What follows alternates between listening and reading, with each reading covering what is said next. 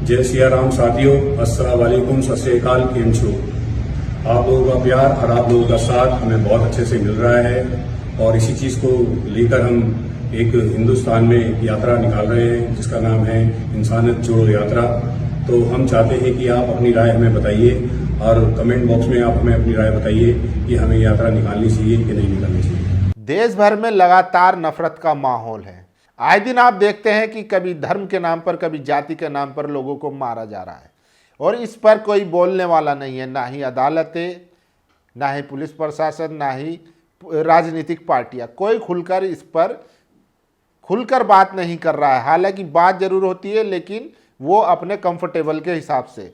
लेकिन ऐसे में जब नफरत अपनी इंतहा पर थी, आए दिन जो है मुसलमानों को निशाना बनाया जा रहा था, ऐसे में एक दीपक की रोशनी देखने को मिलती है और वो उत्तराखंड में मोहम्मद दीपक नाम के एक युवा जो एक 70 साल के बुजुर्ग की मदद करते हैं।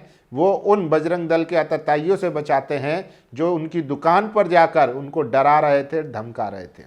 और अब मोहम्मद दीपक ने एक बड़ा ऐलान किया है और जो इस देश के लिए इस मौजूदा वक्त में सबसे ज़रूरी है।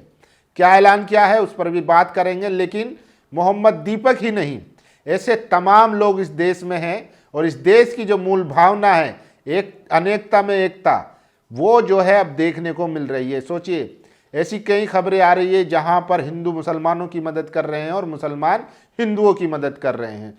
सोचिए, ये उनके एजेंडे पर सरासर हमला है, जो नफरत की राजनीति करते हैं, जो चाहते हैं कि इस देश में हिंदू मुसलमान आपस में लड़ते रहें और उनकी राजनीतिक रोटियां सिकती रहे। सोचिए, तो क्या है पूरी खबर और मोहम्मद दीपक ने क्या ऐलान किया है वो भी बताऊंगा। आदाब, नमस्कार, मैं फैसल और आप देख रहे हैं नेशनल दस्तक।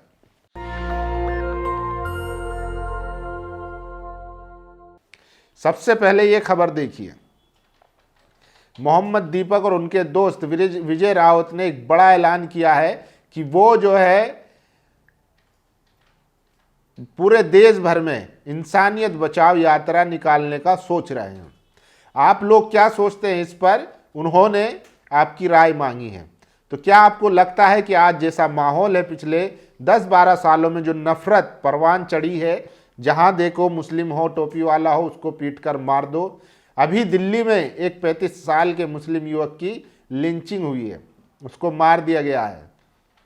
सोचिए, तो ऐसी खबरें आए दिन लगातार देखने को मिलती है। इसीलिए दीपक और विजय रावत ने बीड़ा उठाया है। वो चाहते हैं कि इस देश में तरक्की हो, भाईचारा हो और नफरत खत्म हो। इसलिए वो कोशिश कर रहे हैं कि हम देश भर में एक इंसानियत बचाओ यात्रा निकाले।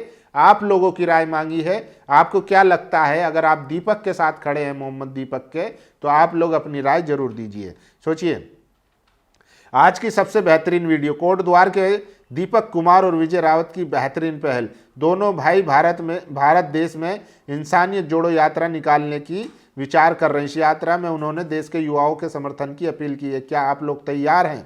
तो आप लोगों को भी लगता है कि इस तरह की यात्रा निकलनी चाहिए, तो आप लोग अपनी राय जरूर दीजिए। और सोचिए, ये वीडियो इसलिए भी वायरल हो रही है क्योंकि फिल्में केवल प्रोपेगेंडा दिखाती है। असलियत में शोएब इब्राहिम ने दीपिका कक्कड़ को क्या इज्जत और मोहब्बत बख्शी है वो देखिए। नेक्स्ट केरला स्टोरी टाइप की मूवीज देखना भी मत सोचिए। केरला स्टोरी के नाम पर मुसलमानों के खिलाफ जो है खुला प्रोपेगेंडा जो है दिखाया जा रहा है, उसी से नफरत फैल रही है। लेकिन असल में जो इंटरकास्ट मैरिज है वो किस तरीके से रहते हैं वो भी समझने की ज़रूरत है। ये इब्राहिम है और ये टीवी एक्ट्रेस दीपिका कक्कड़ हैं। दोनों हंसी खुशी शांति से फैमिली के साथ अच्छे से रह रहे हैं। लेकिन कुछ ऐसे एग्जाम्पल उठाकर जो क्रिमिनल माइंडेड के लोग थे जिन्होंने इस तरीके की हरकत की, उसको उठाकर एक पूरे समाज को टारगेट करने की कोशिश हो रही है। और सोचिए, मोहम्मद दीपक की यात्रा में अब लोगों की प्रतिक्रिया भी आना शुरू हो गई है। अशोक कुमार पांडे पत्रकार लिख रहे हैं, अगर ऐसी यात्रा निकलती है तो इसे मेरा पूर्ण समर्थन रहेगा और इसमें मैं शामिल भी होऊंगा। तो लोगों का समर्थन मिल रहा है। और देखिए, भाईचारे की एक और मिसाल, ये देखिए, 2 गैर मुस्लिम महिलाएं हैं जो मस्जिद के सामने ठेले पर फल बेचती हैं।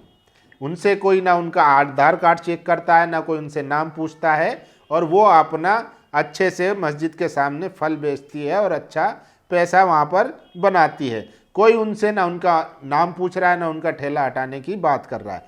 मस्जिद के सामने गैर मुस्लिम महिलाएं फलों के ठेले लगाती हैं, पर किसी रोजेदार ने उनके साथ भेदभाव नहीं किया है, ना ही ठेले पर खुद का नाम लगाने को लेकर बहस की है। तो यही भारत है हमारा, जो भारत की रूह है वो यही है कि यहाँ पर हिंदू, मुस्लिम, सिख, ईसाई सब साथ मिलकर रहते हैं और सब एक दूसरे की मदद करते हैं। और मदद की एक और खबर देखिए, तेलंगाना में एक टूटी मस्जिद की मरम्मत के लिए आ गया है एक हिंदू व्यापारी।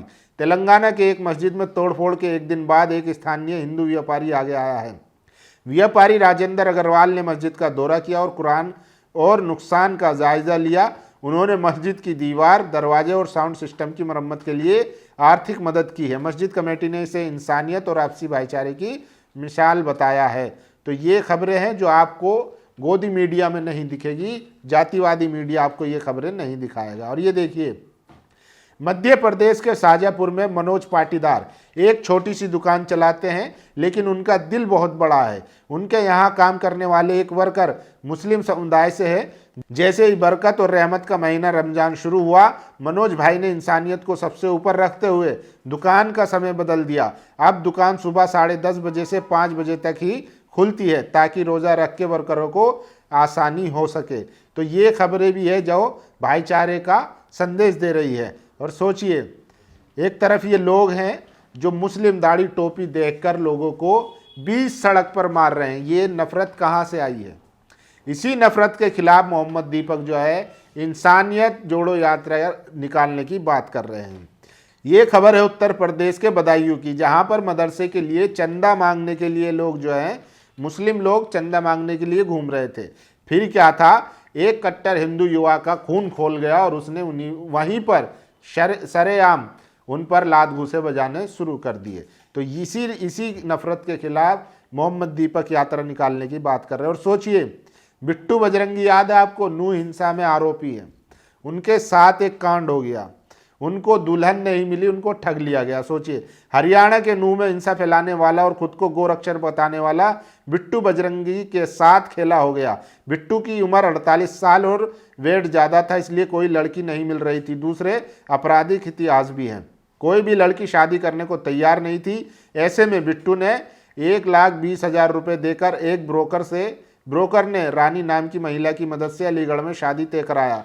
6 फरवरी को दुल्हन के कपड़े खरीदने के लिए बिट्टू से 30,000 रुपये ट्रांसफ़र किए।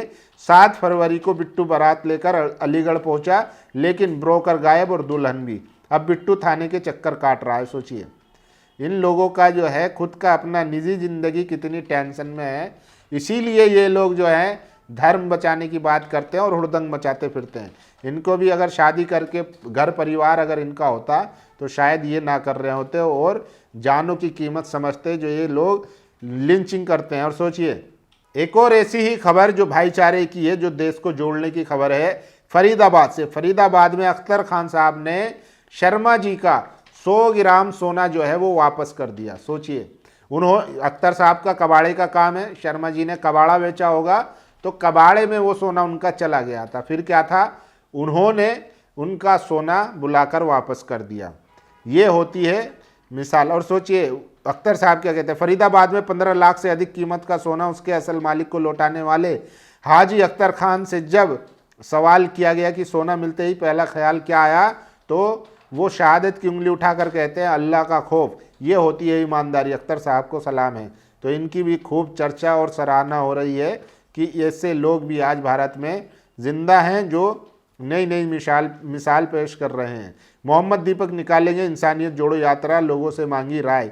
आप लोगों की क्या राय है, अपनी राय जरूर दीजिए। और सोचिए, पूरी कौम को खतरे में डालने वाला बयान अगर चीफ जस्टिस को गंभीर नहीं लगता तो मुझे नहीं मालूम कि क्या गंभीर है। हेमंत विश्व शर्मा के मामले पर प्रोफेसर अपूर्वानंद, उन्होंने चिंता जताई है कि अगर सुप्रीम कोर्ट को वो संगीन नहीं लग रहा है तो फिर संगीन क्या होगा, ये भी समझने की ज़रूरत है। और सोचिए, कबाड़ में निकला 15 लाख का सोना, व्यापारी ने किया ये काम। तो हाजी अख्तर साहब की वीडियो सबसे ज़्यादा वायरल है, खबर सबसे ज़्यादा वायरल है। और ये देखिए, क्या सच में ये देश कभी अहिंसावादी रहा है? ये एक बड़ा सवाल है जिसका जवाब ढूंढा जाना चाहिए। उत्तर प्रदेश के किसी गांव से 3 मुस्लिम व्यक्ति जा रहे थे।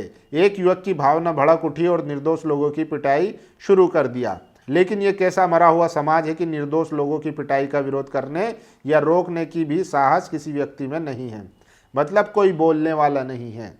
लेकिन दीपक जैसे लोग हैं जो आज भी इस नफरत की आंधी में मोहब्बत का कहीं ना कहीं ज्योत जला रहे हैं और वो बात कर रहे हैं कि इस देश को अगर बचाना है तो इंसानियत बचाओ यात्रा निकालनी पड़ेगी।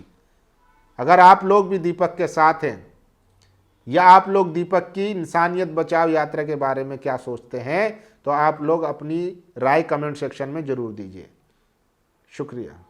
नेशनल दस्तक की आपसे गुजारिश है कि अगर इसको बचाना चाहते हैं तो नेशनल दस्तक को सब्सक्राइब करने के लिए रेड कलर के सब्सक्राइब बटन को दबाएं, फिर बेल आइकन की घंटी दबाएं। नेशनल दस्तक को बचाने के लिए बहुत जरूरी है कि हर खबर को शेयर करें, लाइक करें, कमेंट जरूर करें।